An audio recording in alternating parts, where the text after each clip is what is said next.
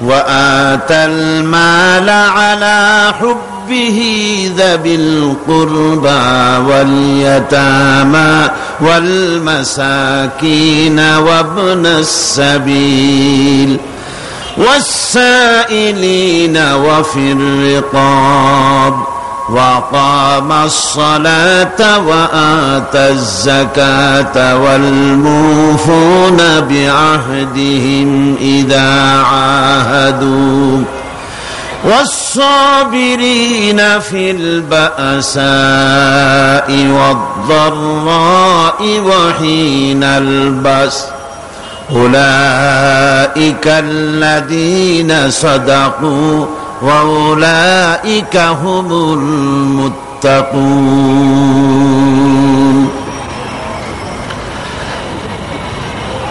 আল্লাহ পাকের প্রেমে উদ্বুদ্ধ হয়ে যারা নিজের প্রাণ প্রিয় সম্পদকে, ধনকে, সম্পদকে যারা এতিম, মিসকিন,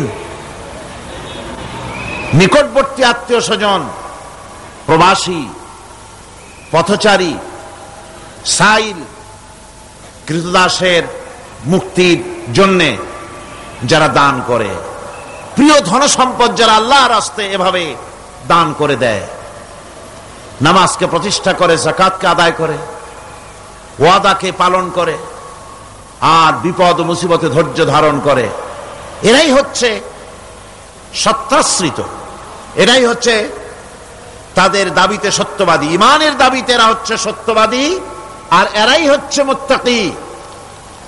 আজকে আমি আপনাদের সামনে যে আলোচনাটা করব সেটা হচ্ছে এই ব্যাপারটি। আল্লাহ পাকের মহব্বতে উদ্বুদ্ধ হয়ে যারা এতিম এবং মিসকিনকে যারা দান করে,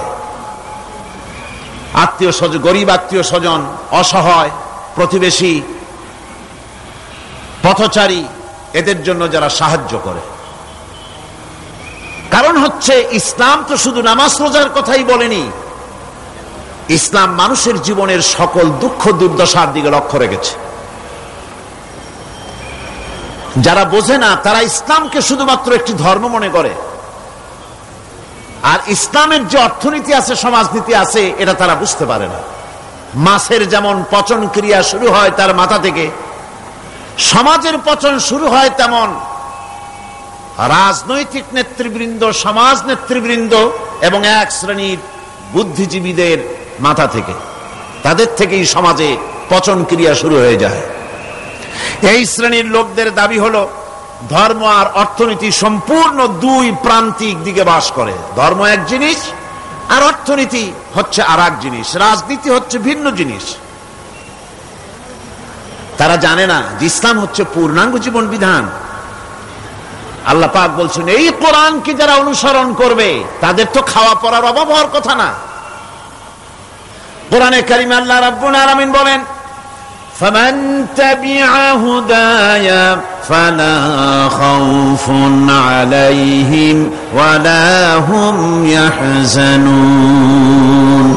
আল্লাহ পাক বলেন এই কোরআনের অনুসরণ যারা করবে, এই কোরআনের আইন যারা মেনে চলবে, কোরআনকে মেনে যারা চলবে, এর শাসন যারা মেনে চলবে, ফালা খাউফুন আলাইহিম, ওদের জন্য কোনো ভয় নাই, ওয়ালা হুম ইয়াহজানুন, ওদের জন্য কোনো চিন্তাও নাই। কিসের ভয় নাই?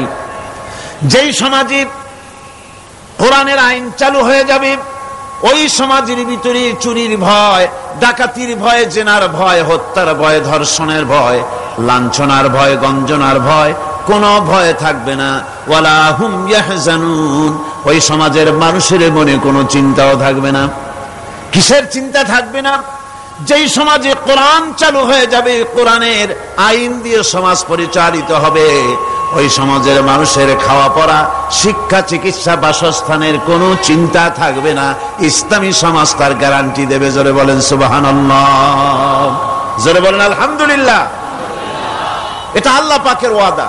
কার ওয়াদা? জোরে কোন তো? আল্লাহ পাক। ফামান তাবিআ হুদায়া ফালা খাউফুন আলাইহিম ওয়ালা হুম ইয়াহজানুন, আল্লাহ পাকের ওয়াদা। কিন্তু দুর্ভাগ্য আমাদের, আল্লাহর ওয়াদা বিশ্বাস হয় না। ওই যে প্রথম দিন বলেছিলাম যে ওয়াদার মৌসুম এসে গেছে, ওয়াদার এক বিরাট মৌসুম এসে গেছে। এখন এখন থেকে যত জনসভা হবে শুনতে পারবেন শুধু ওয়াদা আর ওয়াদা। এই সব ওয়াদাগুলি মানুষেরা বিশ্বাস করে, কিন্তু আল্লাহ পাকের ওয়াদা মুসলমান হওয়া সত্ত্বেও মগজে ঢোকে না, মনের মধ্যে বিশ্বাস স্থাপন করতে পারে না। আল্লাহ পাক বলছেন কোরআনকে মানো, কোরআনকে মেনে চলো, তাহলে সমাজ সুন্দর হবে, ভয় থাকবে না, চিন্তা থাকবে না। এই পৃথিবীতে প্রথম দিন থেকেই পৃথিবীতে দুইটা শ্রেণী চলে এসেছে। এই পৃথিবীতে একটা হচ্ছে ধনী আর একটা হচ্ছে দরিদ্র, ধনী আর গরিব। আবহমান কাল থেকে এই দুই শ্রেণী চলে আসছে। আদিকাল থেকেই মানুষ এই দুই শ্রেণীর ভিতরে সমতা সৃষ্টির জন্য প্রচেষ্টা চালিয়েছে। দার্শনিকরা চালিয়েছে, বিজ্ঞানীরা চালিয়েছে, এবং এক একজন এক এক ধরনের মতবাদ দিয়ে এই দুই প্রান্তিক অবস্থা থেকে একই সমান্তরালে আনার জন্য চেষ্টা কম করেনি। পুঁজিবাদের হাত থেকে রক্ষা পাওয়ার জন্য সমাজতন্ত্র তৈরি হলো, কমিউনিজম তৈরি হলো। অবস্থা তারা দেখতে পেল সর্বনাশ। আগে তো ছিলাম চোরের বাড়ির সামনে, সব চুরি হয়ে যেত, এখন তো ডাকাতের ঘাটে সেই নৌকা লাগালাম, এখন তো জানও যাবে। সেজন্য সমাজতন্ত্র পৃথিবীকে কিচ্ছু দিতে না পেরে নিজের দেশেই আত্মহত্যা করল। এরপরে আবার বাঁচার জন্য মুক্ত বাজার অর্থনীতির নামে সমাজতন্ত্রীরা আবার সেই পুঁজিবাদের দিকে অগ্রসর হওয়ার চেষ্টা চালাচ্ছে। পৃথিবী সাক্ষী, দুনিয়া সাক্ষী, মানুষের তৈরি করা মতবাদ দিয়া পৃথিবীতে কোথাও স্থায়ী কোনো শান্তি আসে নাই। এ কথাটা কি মিথ্যা না সত্য? এ কথা মিথ্যা না সত্য?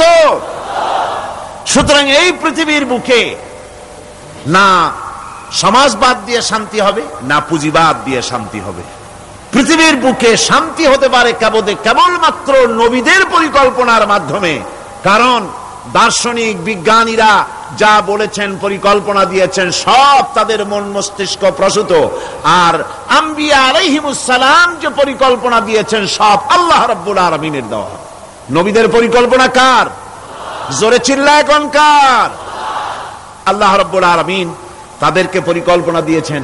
সেই পরিকল্পনার ভিত্তিতে তারা আদর্শ সেট করেছেন। মানুষের মধ্য থেকে দুঃখ, দুর্দশা, দারিদ্র, ক্ষুধা সব দূরীভূত হয়েছে, মানুষ সুখ পেয়েছে, সমৃদ্ধ পেয়েছে। ওই হাদিস আপনাদের সামনে আরো বলেছি, অনেক ওলামারা বলেছেন, আপনাদের আবার স্মরণ করিয়ে দিচ্ছি।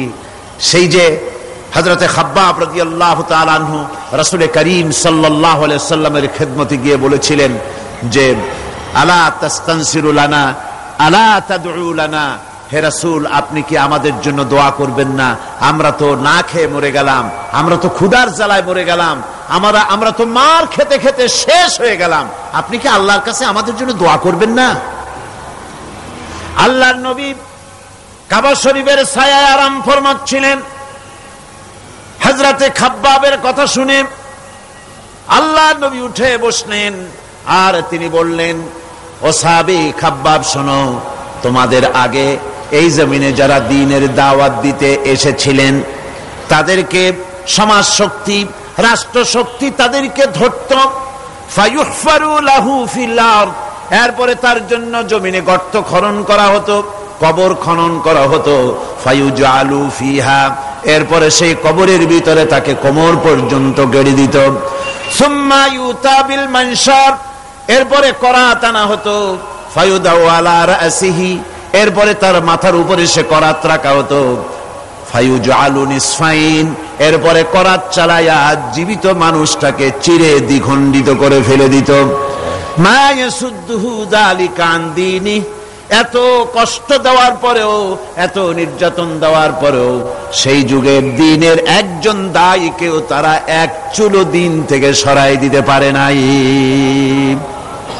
ও খাব্বাব শোনো, ওয়াল্লাহি লা ইউতাম্মান্নাল্লাহু হাযাল আমরা হাত্তা ইয়াসিরার রাকিবু মিন সানা ইলা হাদরামাউত।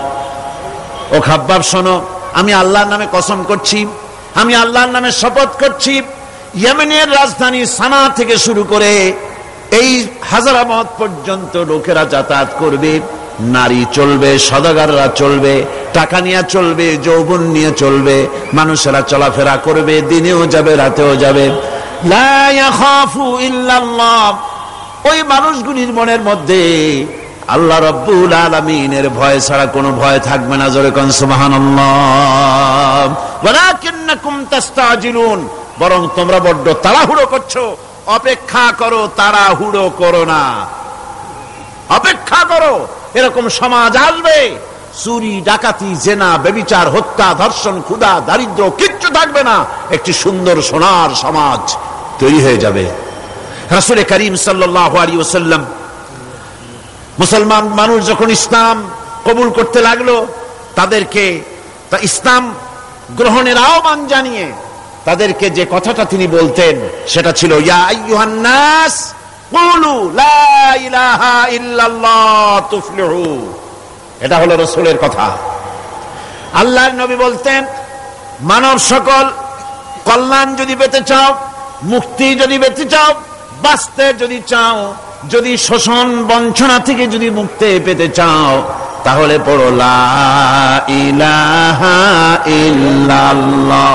জোরে পড়েন লা ইলাহা ইল্লাল্লাহ, লা ইলাহা লা ইলাহা লা ইলাহা ইল্লাল্লাহ, লা ইলাহা ইল্লাল্লাহ, লা ইলাহা ইল্লাল্লাহ, লা ইলাহা ইল্লাল্লাহ মুহাম্মাদুর রাসূলুল্লাহ। এই কালেমা পড়ো, এই কালেমা ঘোষণা দাও, এটার অনুসরণ করো, নাজাত পাবে। মানুষের জীবনে প্রকৃত কল্যাণ লাভের পথে দুটি অন্তরায়, দুটি বাধা। তার একটি বাধা হচ্ছে তার ভীতি, ভয়, শক্তিশালীদের ভয়, অত্যাচারীদের ভয়। আর একটা হচ্ছে ক্ষুধা। প্রকৃত কল্যাণ লাভের পথে মানুষের অভাব অনটনের ভয়, ক্ষুধা দারিদ্রের ভয় এবং অত্যাচারের ভয়, এই দুইটি ভয় মানুষের মধ্যে সেই প্রথম দিন থেকেই চলে এসেছে। ইসলাম প্রচারের প্রথম অধ্যায় আল্লাহ রাব্বুল আলামিনের বন্দিগির দাওয়াত দিয়ে নবী করিম সাল্লাল্লাহু আলাইহি সাল্লাম বলেছেন, এই ক্ষুধা আর ভয়, এই দুটি জিনিসকে দূর করে দেওয়ার মতো পরিকল্পনা আল্লাহ পাক দিয়েছেন। আজও পৃথিবীতে আমাদের সমাজে এই দুইটা জিনিসেরই ভয়। কয়টা জিনিসের ভয়? একটা হচ্ছে ক্ষুধা, আর একটা হচ্ছে ভীতি। মানুষ সমাজে, বাজারে, স্কুলে, বিশ্ববিদ্যালয়, শিক্ষাঙ্গনে কোনো জায়গায় আরামে বসবাস করতে পারছে না। মাহফিল এসছেন, নিশ্চিন্ত মনে ফিরে যেতে পারবেন। আপনার ছেলে বিশ্ববিদ্যালয়ে পড়াশোনা করছে, জীবন নিয়ে বাড়ি ফিরতে পারবে। আপনার মেয়ে কলেজে গিয়েছে, তার ইজ্জত নিয়ে, সম্ভ্রম নিয়ে ফিরে আসতে পারবে, এ গ্যারান্টি আজ আর কেউ দিতে পারে না। সত্য কিনা বলেন? নবীজির কাছে আল্লাহ রাব্বুল আলামিন কোরআনে কারীমের আয়াত নাজিল করলেন, নবীজিকে শোনায় দিলেন। এই দুটো জিনিসের গ্যারান্টি ইসলাম দিচ্ছে, আল্লাহ পাক দিচ্ছেন। তাহলে এই ফালইয়াবুদু রাব্ব হাযাল বাইত। ক্ষুধার সময় যদি খেতে চাও, ক্ষুধার সময় যদি পেট পুড়ে খেতে চাও, আর বিপদের সময় যদি নিরাপত্তা চাও, আরামে যদি ঘুমাতে চাও, তাহলে কি করো? ফালইয়াবুদু রাব্ব হাযাল বাইত। এই ঘরের মালিকের ইবাদত করো। কোন ঘর? আল্লাহর ঘর। এই ঘরের মালিক কে? আল্লাহ সুবহানাহু ওয়া তাআলা। এই ঘরের মালিকের ইবাদত করলে কি হবে? আল্লাহ রাব্বুল আলামিন বলেন, আল্লাযী আত'আমাহুম মিন জু'ইন ওয়া আমানাহুম মিন খাউফ। এই ঘরের মালিকের ইবাদত করলে পরে তিনি ক্ষুধার সময় খেতে দিবেন, আর ভীতির সময় তোমাদেরকে নিরাপত্তা দান করবেন। যদি পেট ভরে খেতে চাও, আল্লাহর ইবাদত করো। গোলামি করো। আর যদি তোমরা বিপদের সময় নিরাপত্তা লাভ করতে চাও তাহলে তোমাদেরকে সেই আল্লাহ পাকের ইবাদত করতে হবে। সমস্ত রকমের বিপদ থেকে, মুসিবত থেকে, ভয় থেকে তিনি তোমাদেরকে আশ্রয় দিবেন। সুতরাং আল্লাহর প্রতি ঈমান আনতে হলে শুধু সেজদা দেওয়াই যথেষ্ট নয়।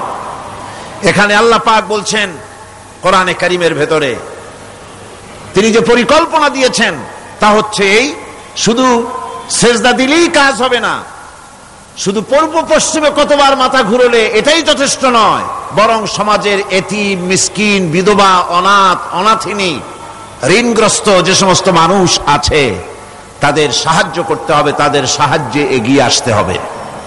অন্যথায় আল্লাহ এবং তার দ্বীনের প্রতি ঈমান মিথ্যা বলে প্রমাণিত হবে। নামাজের ভিতরে আমরা সূরা মাউন পড়ি, কি বলা হচ্ছে সেখানে?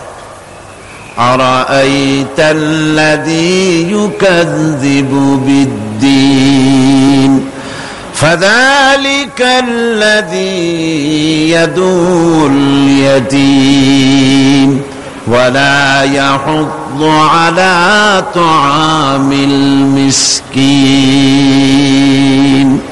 দ্বীন ইসলাম তথা বিচারের দ্বীনকে অস্বীকার করেছে যে সে লোকটি সম্পর্কে কি তুমি বিবেচনা করেছো? সে কোন লোকটি? যে লোকটি এতিমকে গলা ধাক্কায় দেয়, মিসকিনদেরকে খেতে দেয় না, পরস্পরকে মিসকিনকে খাবারের ব্যাপারে উৎসাহিত করে না, এতিমকে গলা ধাক্কা দেয়।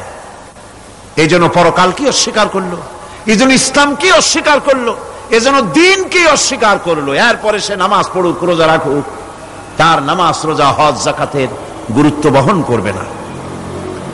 কিয়ামতে যেসব লোক জাহান্নামে যাবে তার মধ্যে দুটি কারণ হবে সবচেয়ে বড়। একটা হচ্ছে আল্লাহর প্রতি ঈমান না আনা, আর একটা হচ্ছে এতিম মিসকিনদেরকে খেতে না দেওয়া। এদের শাস্তি কিরকম হবে? আল্লাহ রাব্বুল আলামিন বলেন, যারা এতিম মিসকিনদেরকে খেতে দিবে না, গলায় ধাক্কা দিবে, তাদের সঙ্গে দুর্ব্যবহার করবে, আল্লাহ পাক বলেন তাদের অবস্থা কি হবে শোনো। খুযূহু ফাগুল্লুহু সুম্মাল জাহিমা সাল্লুহু। বলা হবে ধরো এই লোকটারে, ধরো আর তাকে, তার গলায় ফাঁস লাগাও, তাকে জাহান্নামে নিক্ষেপ করো। নাউযুবিল্লাহি মিন যালিক। আর এরপরে তাকে 70 হাত 70 গজ শিকল দিয়ে তাকে বেঁধে ফেলো, তাকে জাহান্নামে নিক্ষেপ করো। কারণটা কি?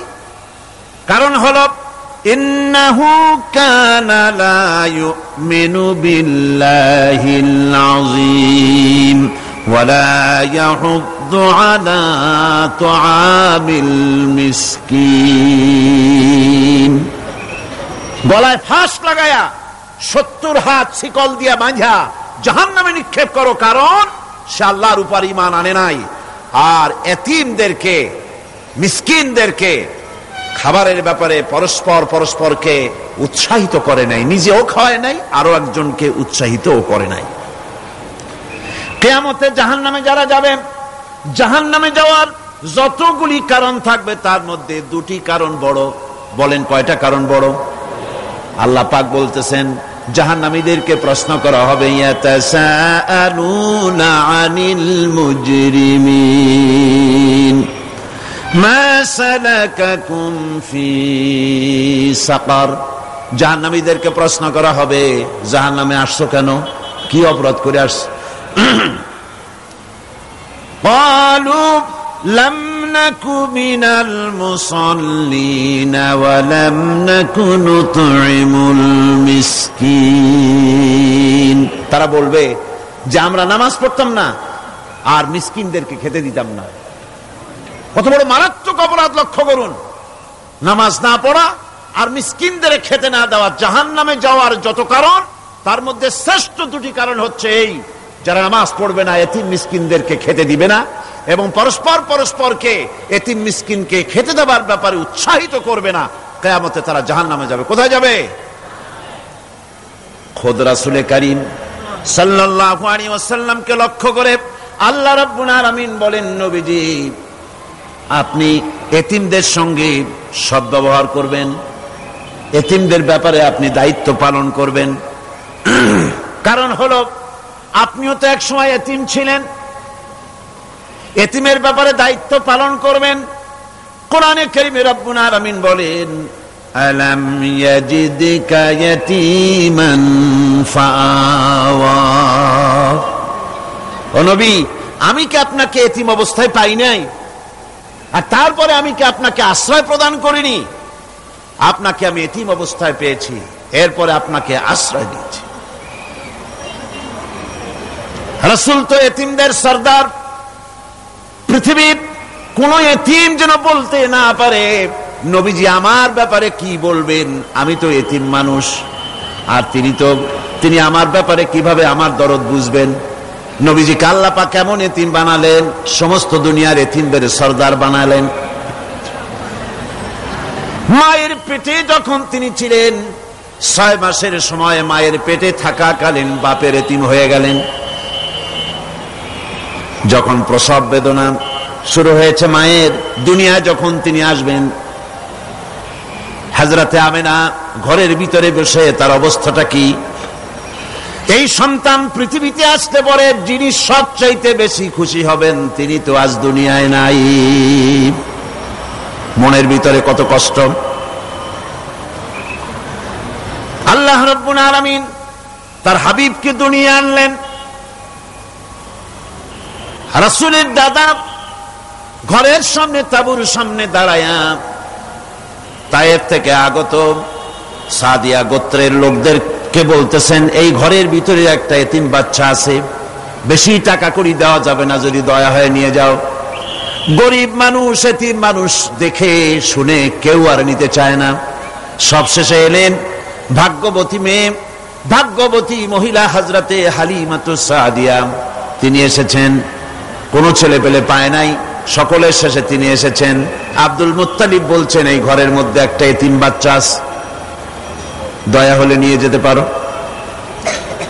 তিনি স্বামীর সঙ্গে পরামর্শ করলেন, এরপরে বললেন, যদি দেখতে অন্তত ভালো হয়, মন যদি ভালো লাগে নিয়ে যাব, একেবারে খালি হাতে ফিরে যাওয়ার চাইতে তো ভালো। হযরতে হালিমা বলেন, আমি ঘরের মধ্যে প্রবেশ করলাম, মা আমেনার কোল থেকে শিশু মুহাম্মদ সাল্লাল্লাহু আলাইহি ওয়াসাল্লামকে যখন আমি কোলে নিলাম, আমি হুজুরের চেহারার দিকে নজর করে দেখলাম, আমার কাছে মনে হলো যেন পূর্ণিমার চাঁদটা আমার কোলে ধরা দিয়েছে। রাসূল কি শিশু মুহাম্মদ সাল্লাল্লাহু আলাইহি ওয়াসাল্লাম কি যখন নিয়ে বাড়ির দিকে রওনা হলাম, যে গাধা আমার সকলের পেছনে এসেছে, সেই গাধা এখন সকলের আগে ছুটে চলে যায়। এরপরে বাড়ি যখন নিয়ে গেলাম, কুয়ায় পানি বাড়লো, গাছে ফসল বাড়লো, খেজুর গাছে খেজুর বাড়তে লাগলো, জমিনে ফলন বেড়ে গেল।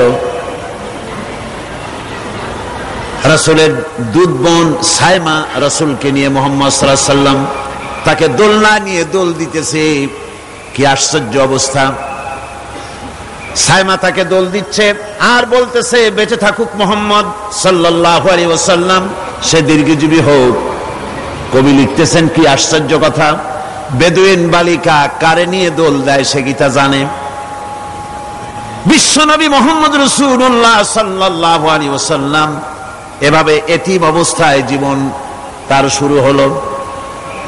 যখন তিনি ফিরে এলেন 6 বছর বয়সের সময়, যখন মায়ের কাছে তিনি ফিরে এসেছেন, প্রতিদিন তিনি খেলা দেখতে যান ময়দানে। ইতিহাসের মধ্যে লেখা হয়েছে, মা প্রতিদিন সন্ধ্যার সময় তাকে ফিরে পান। আজকে সন্ধ্যা হয়ে গেছে, শিশু মুহাম্মদ সাল্লাল্লাহু আলাইহি ওয়াসাল্লাম বাড়ি ফেরেন না। কারণ কি, কেন বাড়ি ফেরে না? সন্ধ্যার দিকে তিনি চলে গিয়েছেন পাহাড়িয়া ময়দানে, যে দেখেন ধুধু করতেছে চতুর্দিকে, সন্ধ্যা হয়ে গেছে, অন্ধকার হয়ে গেছে, কোনো ছেলে পেলে নাই, কেউ নাই। পাহাড়ের পাদদেশে বসে শিশু মুহাম্মদ সাল্লাল্লাহু আলাইহি ওয়াসাল্লাম কাঁদতেছেন। মা প্রশ্ন করলেন, বাবারে, সন্ধ্যা উত্তীর্ণ হয়ে গেল, কেন একা একা বসে বসে কাঁদো? তিনি বলছেন, মাজি, আজ কদিন খেলা দেখতে আসলাম ময়দানে, প্রতিদিন দেখি যখন সন্ধ্যা হয়ে যায় মুরব্বী শ্রেণীর কিছু লোক আসে, ছেলেকে নাম ধরে ডাক দেয়, ছেলেরা দৌড়ে তার বাবার কাছে চলে যায়, আর বাবা ছেলেকে কোলে নিয়ে মুখে চুমা দিয়ে বাড়ির দিকে নিয়ে যায়। আমি আজ কদিন পর্যন্ত এই ময়দানে এলাম, কোনদিন সন্ধ্যা বেলায় তো কেউ এসে আমাকে মুহাম্মদ বলে একটা ডাক দিল না। আমার আব্বা কি নাই? আল্লাহ রাব্বুল আলামিন বলেন, আলাম ইয়াজিদকা ইয়াতীমান ফাআওয়া।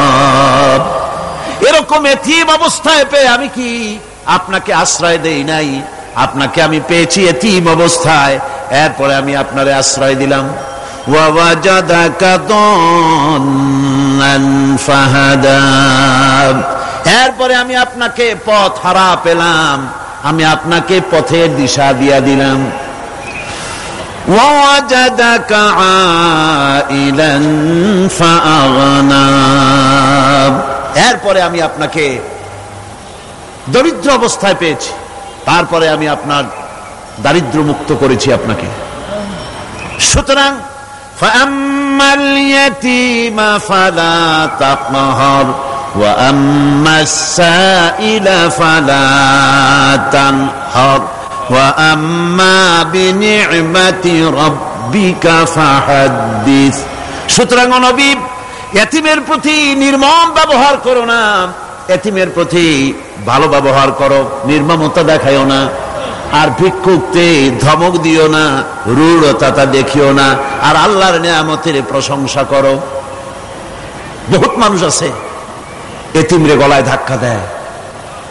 মানুষ যখন ভিক্ষা নিতে আসে, গরিব মানুষ ভিক্ষা চাইতে আসছে, ওই মেয়ে আত্মাহিত জানো, দোয়া কুনুত জানো, বাড়ি যেয়ে কাজ করবা, এই সব আজে বাজে কথা বলে ভিক্ষা দেয় না। সাইলকে ধমক দিতে রাসূল করিম সাল্লাল্লাহু আলাইহি ওয়াসাল্লাম নিষেধ করেছেন, সাইলকে ধমক দিও না। গাড়িতে বসে যাচ্ছেন সাহেব, ট্রাফিক মোড়ে যখন সিগন্যাল জ্বললো, গাড়িগুলি দাঁড়ায় গেল, ফকির এসেছে, হাত নাই পাও নাই, বুড়া মানুষ, একটা পয়সা বার করে না। আবার এই মানুষটি ওই ফকিরকে ধমক দিয়া বার করে দিল।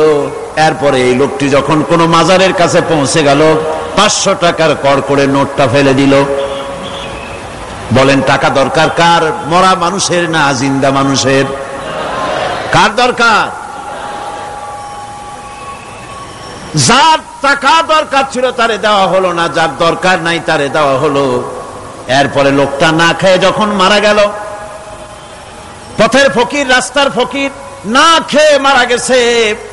এরপরে তার কাফনের কাপড় নাই, লোকটাকে রাস্তার উপরে শোয়া একটা ছেঁড়া কাপড় দিয়ে ঢেকে রেখেছে। বড় লোকেরা, সাহেবরা তখন গাড়ি দাঁড় করে আর 5টা টাকা 2টা টাকা করে তার লাশের উপরে মারতেছে। এটা মানবতার এর চাইতে লাঞ্ছনা, মানবতার জন্য এর চাইতে গঞ্জনা আর কিছুই হতে পারে না। মানবতার প্রতি লাঞ্ছনা, এর থেকে আর দুর্গতি কি হতে পারে? বেঁচে থাকার সময় 1টা টাকা আপনি দিলেন না, মরে যাওয়ার পর বিদায় হয়েছে বালাই, এখন দেওয়া শুরু করেছে। আমার বন্ধুগণ, এজন্য এতিমের প্রতি দরদ করার জন্য আল্লাহ পাক কোরআনের ভিতরে পরিষ্কার বলেছেন। রাসূল করিম সাল্লাল্লাহু আলাইহি ওয়াসাল্লাম নিজে এতিম ছিলেন, আর এতিমের প্রতি তার এত দরদ ছিল, একবার তিনি ঈদের দিকে নামাজ পড়ার জন্য যাচ্ছেন, প্রতিমধ্যে দেখেন একটা বাচ্চা ছেলে কাঁদতেছে। এই রাস্তায় কত মানুষ গেল, কেউ দাঁড়ালো না থমকে, বাচ্চার ক্রন্দন কাউকে থামাইতে পারল না। কিন্তু বিশ্ব নবী, দয়ার নবী রাহমাতুল লিল আলামিন বাচ্চার কান্না দেখে পাও বাড়াতে পারলেন না। নবীজি দাঁড়ায় গেলেন, জিজ্ঞেস করেন, ও বাচ্চা, ঈদের দিনে কাঁদো কেন? ঈদের দিনে তো কাঁদতে নাই।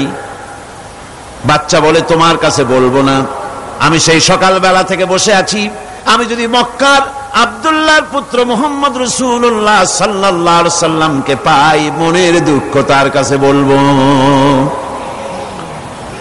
বিশ্ব নবী জমিনের উপরে বসে পড়লেন, বাচ্চারে কোলের উপরে উঠায় বলেন, বাচ্চা বলো কি তোমার দুঃখ, তুমি যার জন্য বসেছো আমি তো সেই এতিম নবী, কি বলতে চাও? বাচ্চা বলতেছেন, ইয়া রাসূলুল্লাহ, আমার বাবা মারা গেছে সেই ছোট্টবেলায়, একেবারেই তখন মায়ের পেট থেকে আমি আসার পর বাপ মরে গেল, আমার মা আর একজনের সঙ্গে বিয়ে বসেছে, সেই পুরুষটি আমারে দেখতে পারে না, আমার মা যদি আমারে কোলে করে এসে সহ্য করতে পারে না, আমারে চুমা খাইলে সহ্য করতে পারে না, আমারে খাবার দিলে মা মার খায়। আজ ঈদের দিনে রাতে আমার মা আমাকে বলল, বাবারে তোমার কপাল খারাপ, তোমার বাবা মারা গেছে, তোমাকে সাহায্য করার কেউ নাই, আমি তোমার যত্ন করতে পারলাম না, কোলে নিয়ে চুমাও দিতে পারি না, আমার এমনই কপাল খারাপ। সুতরাং এতিমের দরদ এতিম ছাড়ার কেউ বুঝবে না, তুমি আজ চলে যাও ওই রাস্তায়, ঈদের রাস্তায় দাঁড়ায় থাকো, মাঠের রাস্তার পাশে, বিশ্ব নবীর কাছে তোমার দুঃখ বলো, এতিমের দুঃখ তিনি বুঝবেন। আমি মায়ের কথা মতো এই জায়গায় এতক্ষণ বসে আছি, হুজুর আপনি দয়া করে, আমার কথা তো আপনার কাছে বললাম, আমার মনের এই দুঃখ। নবীজি বাচ্চার কথা শুনতেছিলেন, চোখ দিয়া পানি পড়তেছিল, বাচ্চাকে বুকের সঙ্গে জড়িয়ে ধরে নবীজি বলেন, ও এতিম, মুহাম্মদ সাল্লাল্লাহু আলাইহি ওয়াসাল্লাম যদি তোমার পিতা হন আর হযরতে আয়েশা যদি তোমার মা হয়ে যায়, বলো তোমার মনের দুঃখ মেটে নাকি? ছেলে ডুকরে কেঁদে উঠলো আর বলল, ইয়া রাসূলুল্লাহ, আপনি যদি আমার পিতা হন আর আয়েশা যদি আমার মা হয়ে যায়, এর থেকে বড় সৌভাগ্যের আমার তো আর কিছুই নাই। নবীজি এতিমকে বাড়ি নিয়ে গিয়ে হযরতে আয়েশার হাতে তুলে দিয়ে বললেন, আয়েশা রে, পবিত্র ঈদের দিনে আল্লাহ রাব্বুল আলামিন তোমার জন্য একটা উপহার পাঠিয়েছেন, এটা যত্ন করো। এতিমের প্রতি দরদ রাখার জন্য আল্লাহ রাব্বুল আলামিন বলেছেন, এতিম, মিসকিন, বিধবা, অসহায় লোক, তাদের প্রতি যাতে করে মুসলিম সমাজ লক্ষ্য রাখে, সেজন্য আল্লাহ পাক নির্দেশ করেছেন। বুখারী এবং মুসলিম শরীফের হাদিসে এসেছে, আস-সাই আলাল আরমালাত ওয়াল মিসকিন কাস-সাই ফি সাবিলিল্লাহ, বিধবাদের জন্য, মিসকিনের জন্য কেউ যদি কোনো উদ্যোগ গ্রহণ করে, কেউ কোনো সাহায্য দেয়, জিহাদের ময়দানে জিহাদ করে আল্লাহর রাস্তায় যে সওয়াব পাওয়া যায়, যে মর্যাদা পাওয়া যায় আল্লাহর কাছে, এতিম, মিসকিন, বিধবাকে সাহায্য করলে সেই সওয়াব আল্লাহ রাব্বুল আলামিন আমলনামায় দিয়ে দেন। ইসলাম যেহেতু মজলুম মানবতার জন্য পৃথিবীতে এসেছে, যারা বলে ইসলাম পুঁজিবাদের আশ্রয়স্থল, তাদের মতো বেকুব আর নাই। এই কথা তারা বলে উদ্দেশ্যমূলক ভাবে, রাজনৈতিক উদ্দেশ্যমূলক ভাবে সব কথা বলে। ইসলাম যদি পুঁজিবাদের আশ্রয়স্থল হবে, তাহলে তো ইসলাম সর্বপ্রথম কবুল করত ধনীরা, কথা ঠিক কিনা কন? কিন্তু ইসলাম কবুল করলো সর্বপ্রথম কারা? সর্বপ্রথম ইসলাম কবুল করেছে নিগৃহীত, নির্যাতিত গরিব মানুষগুলি, হযরত বেলালের মতো মানুষ, আম্মারের মতো মানুষ, এই সব গরিব মানুষগুলি, নারী, গরিব, অসহায়, নির্যাতিত, তারা ইসলাম কবুল করেছেন সর্বপ্রথম। সুতরাং ইসলাম পুঁজিবাদের আশ্রয়স্থল নয়, ইসলাম হচ্ছে দুনিয়ার সমস্ত মজলুম মানবতার আশ্রয়স্থল। যেরকম আলহামদুলিল্লাহ। আমার বন্ধুগণ, ইসলামী বিপ্লবীর দাওয়াতের পর্যায়ে মক্কি জিন্দেগিতে যখন সূরাগুলি রাসূলের আসতেছিল, সেই সময় আল্লাহ রাব্বুল আলামিন বলেছেন, ওয়াহাদাইনাহুন নাজদাইন, আমি কি উভয় স্পষ্ট পথ তাদেরকে দেখায় দেই নাই? উভয় স্পষ্ট পথ তাদেরকে দেখানো হয়েছে। ফালাকতাহামাল আকাবাতা ওয়া মা আদরাকা মাল আকাবা ফাক্কু রাকাবা। তুমি কি জানো, তারা আসল কথা হলো তারা সেই দুর্গম বন্ধুর ঘাঁটিটি অতিক্রম করতে চায় না। তুমি কি জানো সেই বন্ধুর দুর্গম ঘাঁটিটি কি? তা হচ্ছে শৃঙ্খল বন্দি দশা থেকে মানুষদেরকে মুক্ত করে দেওয়া আর আও ইতআমুন ফি ইয়াউমিন যী মাসগাবা ইয়াতীমান যা মাকরাবা আও মিসকিনান যা মাতরাবা। উপবাসের দিনে নিকটবর্তী এতিম দুঃখীকে খেতে দেওয়া, আর ধুলামলিন মিসকিন যারা আছে তাদেরকে খেতে দেওয়া, যাদের পেটে খাবার নাই ক্ষুধার দিনে খুঁজে খুঁজে তাদেরকে খাবার দেওয়া। এই সমস্ত কাজ যারা করবে আল্লাহ রাব্বুল আলামিন তাদের সম্পর্কে বলেছেন উলাইকা আসহাবুল মাইমানা। কিয়ামতের দিন এদের ডান হাতে আল্লাহ রাব্বুল আলামিন আমলনামা দান করবেন। জোরে বলেন সুবহানাল্লাহ। আমলনামা বেঈমান যারা তাদের হাতে আসবে, তাদের কোন হাতে আসবে? বাম হাতে। আর আমলনামা ডান হাতে আসবে কাদের? এই সমস্ত লোকদের যারা এতিমকে মিসকিনকে যারা খেতে দিয়েছে। আর খেতে দিয়ে এতিম মিসকিনদেরকে খেতে দিয়ে তারপরে এর দ্বারা তাদেরকে কোনো খোটা দেয় নাই। তাদেরকে কেন খাওয়াস?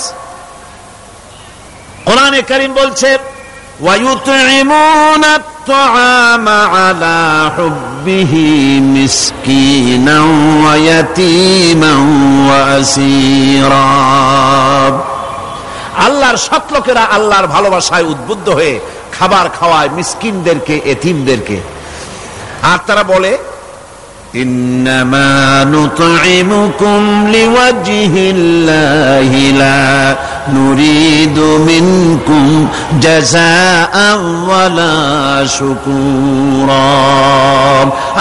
আমরা যে তোমাদের খাইতে দিলাম, এ খাওয়াচ্ছি শুধুমাত্র আল্লাহকে খুশি করার জন্য। কারে খুশি করার জন্য? আল্লাহরে খুশি করার জন্য। এই খাবারের ব্যাপারে তোমাদের কাছ থেকে কোনো কৃতজ্ঞতা চাই না। যেটা করি সেটা আল্লাহর জন্যই করি, আল্লাহকে খুশি করার জন্য। সুতরাং না কৃতজ্ঞতা চাই, না এর দ্বারা কোনো বিনিময় চাই। আল্লাহ রাব্বুল আলামিন এতিমের মাল সম্পদ আত্মসাৎ করার ব্যাপারে কঠোরভাবে নিষেধ ঘোষণা করেছেন। এতিমের মাল সম্পদ যেন আত্মসাৎ করো না। কোরআনে কারিমে স্পষ্ট ভাষায় বলা হয়েছে ওয়াতুল ইয়াতামা আমওয়ালাহুম ওয়া লা তাবাদদালুল খাবিসা বিত-তাইয়্যিব। এতিমের মাল ধন সম্পত্তি যথাযথভাবে তাদের হাতে ফিরিয়ে দাও। ওয়া লা তাবাদদালুল খাবিসা বিত-তাইয়্যিব। আর তাদের ভালো মালগুলি তোমার খারাপ মাল দিয়া বদলাইয়া দিও না। ولا تأكلوا أموالهم إلى أموالكم إنه كان حوبا كبيرا। আর তাদের সম্পদ তোমাদের সম্পদের সাথে যেন মিশাইয়া হজম করে ফেলে দিও না। এটা অত্যন্ত মস্ত বড় গুনাহ। এ কাজ তোমরা করবে না। এতিমের ধন সম্পত্তি সাধারণত মামা এবং চাচাদের হাতে থাকে, ঠিক কিনা? কথা বোঝেন কিনা? এতিমের সম্পদ থাকে তাদের কাছে, মামা আর চাচাদের কাছেই বেশিরভাগ থাকে। এতিম তো ছোট্ট মানুষ, বড় হতে সময় লাগে। এই ফাঁকে তার ভালো মালগুলি নিয়ে তার বদলে নিজের পচা মাল রেখে দেয়, অথবা তার ভালো সম্পত্তিটা নিজের সম্পত্তির সাথে মিলাইয়া একাকার করে ফেলে দেয়। আল্লাহ রাব্বুল আলামিন কঠোরভাবে নিষেধ করেছেন, খবরদার এই কাজটি করবে না। যারা এমন কাজ করে, এতিমের মাল যারা নষ্ট করে, এতিমের মাল যারা খায়, তাদের সম্পর্কে আল্লাহ পাক বলছেন ইন্নাল্লাযীনা ইয়াকুলুনা আমওয়ালাল ইয়াতামা যুলমান ইন্নামা ইয়াকুলুনা ফি বুতুনিহিম নারা ওয়া সায়াসলাউনা সাঈরা। অন্যায়ভাবে এতিমের মাল যারা ভক্ষণ করে তারা তো এতিমের মাল খায় না, বরং পেটের মধ্যে তারা আগুন ঢুকায়। পেটের মধ্যে কি ঢুকায়? আর অচিরেই এদেরকে জাহান্নামে নিক্ষেপ করা হবে। কোথায় নিক্ষেপ করা হবে? জাহান্নামে। যারা এতিমের মালকে ভক্ষণ করে, এতিমের মাল নষ্ট করে, এতিমের হক নষ্ট করে, তাদের জায়গা জাহান্নাম। আর এতিমের মাল যারা খায় তারা যেন আগুন খায়। কি খায়? এতিমের ধন সম্পদ হজমকারীদের ব্যাপারে তাদের যে বিরাট হীনমন্যতা কাজ করে, এজন্য আল্লাহ পাক বলতেছেন কাল্লা বাল্লা তুকরিমুনাল ইয়াতীম, না কখনোই নয়। আসল ব্যাপার হচ্ছে তোমরা হীনমন্যতার কারণে এতিমকে সম্মান দাও না, এতিমকে মর্যাদা দাও না। ওয়ালা তাহাজ্জুনা আলা তুআমিল মিসকিন, আর মিসকিনদেরকে তোমরা পরস্পরকে খেতে দেওয়ার জন্য তোমরা উৎসাহিত করো না, নিজেরাও খাও না, অন্যদেরকেও সে পথে উৎসাহিত করো না। এই যে কাজগুলি তোমরা করো, এটা মস্ত বড় অপরাধ। আল্লাহ রাব্বুল আলামিন এতিমের মাল সম্পর্কে আরো বলছেন ওয়ালা তাকরাবু মালাল ইয়াতীম ইল্লা বিল্লাতী হিয়া আহসান হাত্তা ইয়াবলুগা আশুদ্দাহু। আল্লাহ পাক বলছেন এতিমের মালের নিকটবর্তীও হবে না যতক্ষণ পর্যন্ত তারা যৌবন প্রাপ্ত না হয়, বুদ্ধি শুদ্ধি না আসে, ততক্ষণ পর্যন্ত এতিমের মালের কাছে যাবে না। হ্যাঁ যাবে, মালটাকে রক্ষণ করার জন্য, রক্ষণাবেক্ষণ করার জন্য, মালগুলি খাওয়ার জন্য না। এতিমদের ব্যাপারে আল্লাহ পাক এভাবে সতর্ক করেছেন। মানুষ যখন, বাচ্চাগুলি যখন এতিম হয়ে যায়, বাচ্চা বেঁচে থাকতে, বাচ্চার বাপ মা বেঁচে থাকতে বাচ্চারে কোলে নেয়। দেখবেন বড় লোকের ছেলে দেখতে ভালো দেখা যাচ্ছে না, নাকে ময়লা তাতে ময়লা, তারপরেও বড় লোক, সেই জন্য বাচ্চাটারে কোলে নেয়, ইচ্ছা করে না, তারপরেও তারে খুশি করার জন্য কোলে নেয়। করে না কি এরকম করে। বাপ মা বেঁচে আছে তখন চাচাতে মামুতে ভাগ্নাকে ভাতিজাকে আদর করে কোলে নেয়, ঘাড়ে নেয়, চুমা খায়। আর যখন বাপ মা মরে গেল, বাপ যখন মারা গেল, এই ছোট্ট বাচ্চাটি চাচার দিকে ফেলফাল করে তাকায়, মায়ের দিকে তার মামার দিকে ফেলফাল করে তাকায়, একটি বারের জন্য কোলে নিয়ে তখন আর আদর করে না। মনের মধ্যে তখন দুর্বিসন্ধি থাকে, এই বাচ্চা মরুক অথবা তার সম্পদ যা আছে সম্পদগুলিকে লুটপাট করে নেই। দেখেন এবার মিলান কথার সাথে আল্লাহ পাকের লাইসাল বিররা আন তুওয়াল্লু ওয়ুজুহাকুম কিবালাল মাশরিকি ওয়াল মাগরিব। পূর্ব পশ্চিমে কত মাথা ঘুরালে, কত সেজদা দিলে, এটাই কিন্তু পুণ্যবান হওয়ার জন্য বড় কথা নয়, বরং শর্তই হলো আগে যা বলেছি সেগুলি। আর শর্ত হলো এতিম মিসকিনদেরকে, বিধবাদেরকে, অসহায়দেরকে সাহায্য করতে হবে। এগুলি করলে তাহলে তুমি মুমিন বলে প্রমাণিত হবে, তুমি সব ব্যক্তি ভালো মানুষ, নেককার, পুণ্যবান বলে আল্লাহ পাকের দরবারে তুমি প্রমাণিত হবে। আমি এই বিষয়ের উপরে রাত প্রায় অনেক হয়ে গিয়েছে, 9:45 মতো, অনেক দূর থেকে আপনারা আসেন, কাজী আমি আলোচনা আজকে আর বাড়াবো না। মোনাজাতের জন্য বসেন, এক্ষুনি মোনাজাতের জন্য দাঁড়ানো ভাইরা সব বসে পড়েন। আল্লাহুম্মা আমিন। রব্বানা যালামনা আনফুসানা ওয়া ইন লাম তাগফির লানা ওয়া তারহামনা লানাকুনান্না মিনাল খাসিরিন। রব্বানা লা তুযিগ কুলুবানা বা'দা ইয হাদাইতানা ওয়া হাব লানা মিন লাদুনকা রাহমাতান ইন্নাকা আনতাল ওয়াহ্হাব। আয় আল্লাহ তাআলা, এই বিশাল জনসমুদ্র নিয়ে তোমার দরবারে হাত তুলেছি পবিত্র মেরাজের রজনীতে। আয় আল্লাহ, তুমি দয়া করে মেহেরবানি করে আমাদের আলোচনা, দুরুদ সালামের সওয়াব আমাদের বিশ্ব নবী, তোমার প্রিয় হাবিব জনাবে মুহাম্মদ রাসূলুল্লাহ সাল্লাল্লাহু আলাইহি ওয়াসাল্লামের রূহ মুবারকে পৌঁছায়া দাও। সমগ্র বিশ্বের মাটির নিচে যত মুমিন মুমিনাত শুয়ে আছেন তাদের আরো আর পরে সওয়াব পৌঁছায় দাও। আমাদের মা বাপ যাদের দুনিয়া থেকে বিদায় হয়ে গেল, আল্লাহ কবরগুলিকে জান্নাতের টুকরায় পরিণত করে দাও। রব্বির হামহুমা কামা রব্বায়ানি সগীরা। পড়েন সবাই, রব্বির হামহুমা কামা রব্বায়ানি সগীরা। আয় আল্লাহ তাআলা, বহু মানুষ দোয়া চেয়েছি, কতজনের কত কষ্ট, কেউ হসপিটালে আছে, কারো অপারেশন হবে, কেউ বা মরে গেছে, কেউ বা মামলা মোকদ্দমায় আছে, কেউ বা পারিবারিক অশান্তিতে আছে। আল্লাহ, যিনি যেই নিয়তে দোয়া চেয়েছে মেহেরবানি করে সেই নেক নিয়ত তোমার দরবারে কবুল করে নাও। বিপদগ্রস্ত লোকগুলিরে বিপদ থেকে বাঁচাইয়া দাও। আয় আল্লাহ রাব্বুল আলামিন, এই মাহফিলে লক্ষ লক্ষ জনতা সমুদ্রের ঢেউর মতো চতুর্দিক থেকে আসতে থাকে। তুমি আর তোমার কোরআন আর তোমার রাসূল ছাড়া কোনো স্বার্থ কারো মনে নাই। কাউরে রিক্সা ভাড়া দেওয়া হয় না, ট্রাক ভাড়া, বাস ভাড়া কাউকে দেওয়া হয় না। এক লোকমা খানাও এখানে পায় না, তাবাররুক বা সিন্নি বিতরণও হয় না। আয় আল্লাহ, নিঃস্বার্থ ভাবে এই লোকগুলি যাতায়াত করে। আল্লাহ, তোমার কোরআনের বরকতে সকলকে তুমি গুনাহ মুক্ত করে দাও।